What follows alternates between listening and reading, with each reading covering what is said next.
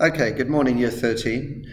I'm here to talk to you about Brave New World by Aldous Huxley, one of the classics of dystopian science fiction. Huxley came from a very famous family of scientists, and Brave New World is often described as a satirical piece of fiction. He didn't see it as scientific prophecy. He wanted to emphasize the idea of satire. So like South Park, he wanted to laugh at things, attack them politically, show them to be ludicrous, show them to be ridiculous. Now, he wrote Brave New World in 1932, but he revisited it and re-edited it and had a second edition in 1958. One of the things I want to say very quickly is 1932, in some ways, was a bleak time in America because it was post the Great Depression, but it wasn't a time of war. Now, you'll notice the atmosphere of Brave New World is very different from 1984. 1984, remember I said to you that Orwell is writing in the ruins of London. London's been blitzed. The buildings have fallen down. The world has entered the stage of the Cold War. In the 30s, this is before the rise of Hitler, you didn't see war coming. It came later. Now, I've chosen this picture for a reason. In The Handmaid's Tale and in 1984, a lot of the power comes from terror. It comes from either the eyes or the angels in The Handmaid's Tale. So you're either being watched or people are beating the hell out of you and torturing you. In 1984, likewise, Big Brother is watching you, so there's terror. But this picture here shows the world of Brave New World, that people are entranced and seduced. They're happy with the system. And in many cases, and I'll speak a bit more in a minute about this, they are on drugs. So I'm going to sum up very quickly some of the main themes of Brave New World. As I said, it's a satirical piece of fiction. It serves as a symbol for the false promise of universal happiness.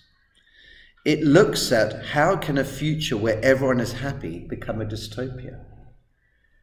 If people are happy, doesn't that mean that society is good?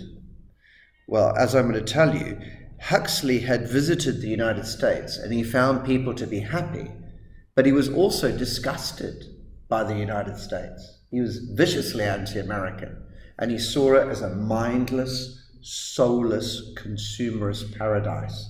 A little bit like we saw in The Great Gatsby, where people were so entranced by materialism and consumption. And obviously we saw in Gatsby, he becomes the casualty of that, doesn't he? Now, Huxley uses two main anxieties. One is communism, because by the 1930s, Stalin is in power and Russia becomes this kind of model state for many people. The other is Fordism, and I'm going to talk a lot more about Ford in a minute. Ford of the Ford motor car. Fordism in business theory is also a belief that you can rationally plan a whole factory and make sure that everyone is in their correct place. He also uses the idea of Pavlovian-style conditioning. Some of you may have heard of Pavlov, especially if you do psychology, the idea that the dogs were trained, they were fed when the bell was rung, and eventually if you rang the bell, the dogs would salivate. They would associate the bell with food, wouldn't they? And so Huxley uses Pavlov's ideas, and he also looks at eugenics. Eugenics is the idea that you can control embryos and chromosomes, and you can create human beings and design human beings. Something which is a very big topic today. There's also the issue of soma, which is a kind of opiate, a kind of opium drug that is used a great deal. It doesn't so much get you high and wasted in the novel as make you happy. And that's why I put here, it's more like Prozac. It takes away depression and happiness and anxiety, a kind of psychic tranquilizer. Brave New World is a dictatorship, but it's a benevolent dictatorship. And people like it. They're not critical of it. It's not like 1984 where they live in terror. It's more like a place in which people feel like they've reached happiness. a bit more like what is the Keanu Reeves movie called, where everyone is actually a battery? The Matrix, yeah. In the Matrix, people are happy, aren't they? They're happy with their position. That's because they're in a state of kind of false consciousness. Huxley, okay, as I said, in 1981, when Brave New World was being written, I was convinced that there was still plenty of time. The completely organized society, the scientific caste system, the abolition of free will by methodical conditioning, the servitude made acceptable by regular doses of chemically induced happiness, the orthodoxies drummed in by nightly courses of sleep teaching. These things were coming all right, but not in my time, not even in the time of my grandchildren. 27 years later, I feel a good deal less optimistic. Huxley feels that his speculative fiction had actually come to fruition within his lifetime. He feels that he wrote the book as a warning, but when he revisits it in the 1950s, he actually feels that much of it had actually happened. Now, I put 2 wonderful video clips in, which we won't watch now. Could you watch them at home? I'll put this onto the OneDrive. In particular, I want you to look at this idea of dystopia in this clip over here and the world state. You'll find a little bit about ideas of hierarchy, because just like The Handmaid's Tale, where everyone has their place in society, in Brave New World, they're alphas, they're betas, they're gammas, they're deltas, and they're epsilon, are the lowest people. And I'll talk a bit more about that in a minute. Now, I'm just going to make a quick comparison with 1984, which we looked at last time, okay? We know that this was a projection into the future of a kind of Stalinism, okay? And also with Nazism in the background. The brutal future dictatorship of 1984 depicts a society controlled almost exclusively by punishment or fear of punishment. There's violence everywhere, or the threat of violence, isn't there, okay? However, in the imaginary world of Huxley's fable, punishment is infrequent and generally mild. The nearly perfect control exercised by government is achieved by systematic reinforcement of desirable behavior. This is the Pavlov psychological conditioning thing. It's more like William Blake, where he refers to mind-forged manacles.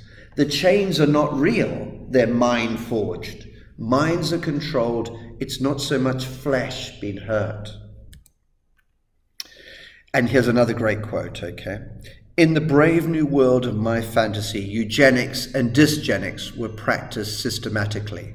Again, very important film clip for you to look at home here.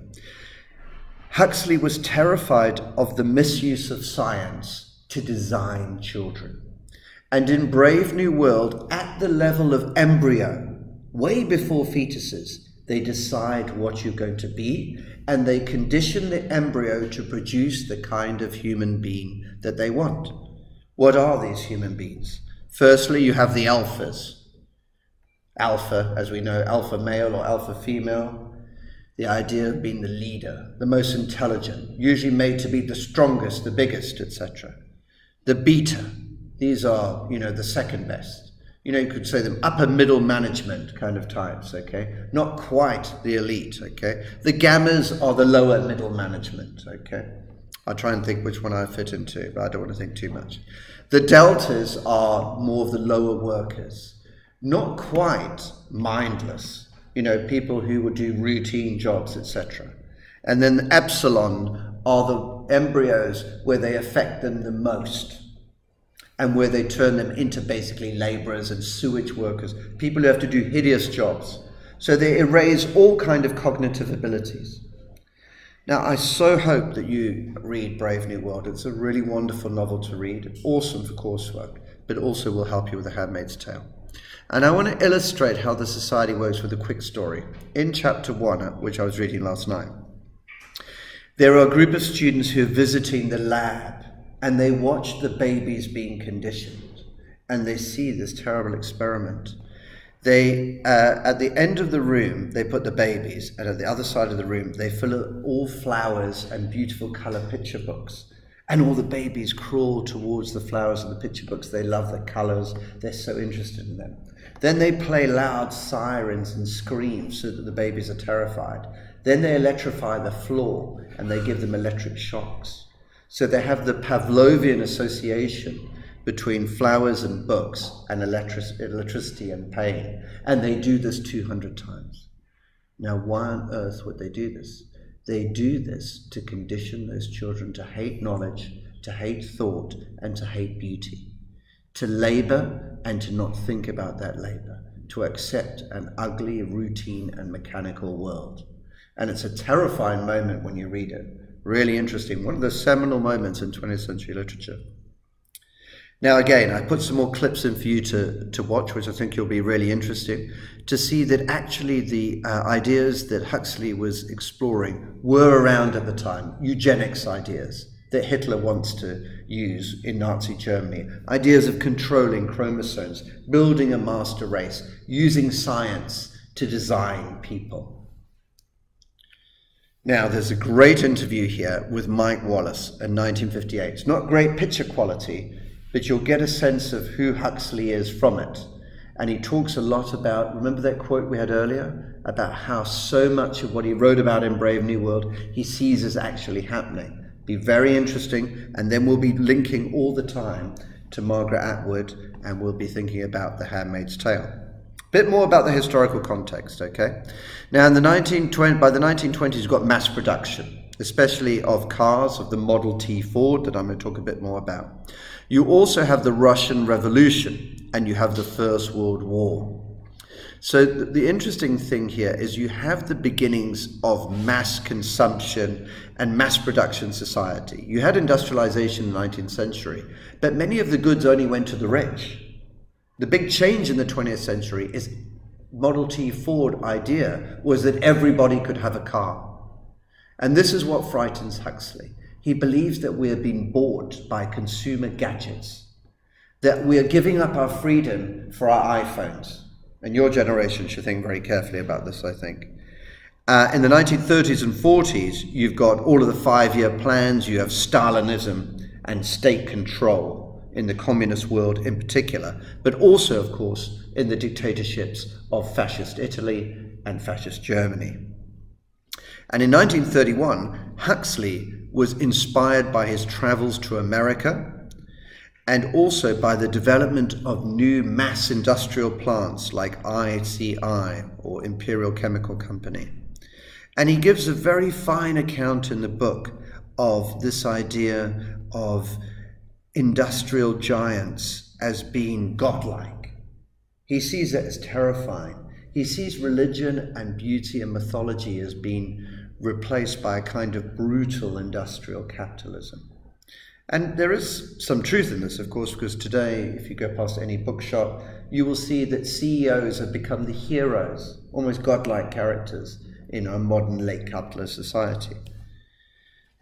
Henry Ford is a man he hated with a great passion in particular. Ford, of course, wanted to invent these giant factories where every worker knew his place, that were just built upon an ethos of efficiency. And in Brave New World, the character Ford is the director of the institute, and he's a kind of terrifying figure. In the United States, Ford is seen as a godlike figure who invented the most high-tech industrialized processes, who rationalized capitalism. So he's seen as a great American. But to Huxley, he was an evil person who was creating a mechanized society without freedom, without beauty. And of course, here's the assembly line here. I've worked on these before, and I can tell you they're no fun. The idea of having no individuality, the idea of having no time for thought. And you can see why the Epsilon characters are discouraged to have any kind of education or love of beauty. Now, as I said, two things. Huxley exploits the anxiety of Soviet communism and American capitalism. And the price, what he shows in his book, is the price of universal happiness will be the sacrifice of one of the honored shibboleths, the most sacred things in our culture, We will lose the idea of motherhood. Children are made in test tubes. In the book, when students are told that people used to have sex and get pregnant and give birth, they're disgusted and horrified. Things like motherhood and family are dead. The family has been replaced by the state. Children are reared in orphanages. They're designed, and this is seen as much more efficient. The idea of the home is gone. The idea of freedom is gone. And perhaps most importantly to us, guys, because let's not forget, our topic always is love. Love, romance, and sex have been erased. There is still a lot of sex, but they call it erotic play. And it has nothing to do with caressing or loving someone. It is about the stimulation of someone's genitals simply, so that it becomes purely physical.